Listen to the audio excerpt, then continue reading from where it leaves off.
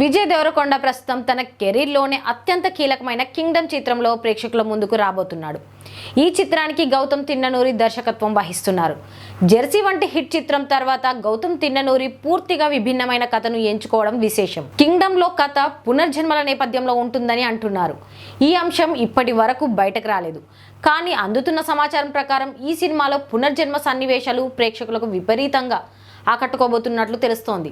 పునర్జన్మ నేపథ్యంలో కథ కాబట్టే విజయ్ దేవరకొండ 2 గెటప్లలో డ్యూయల్ రోల్లో కనిపించనున్నారు. గతంలో మగధీర మనం లాంటి చిత్రం పునర్జన్మల నేపథ్యంలో వచ్చి భారీ విజయాలు సొంతం చేసుకున్నాయి.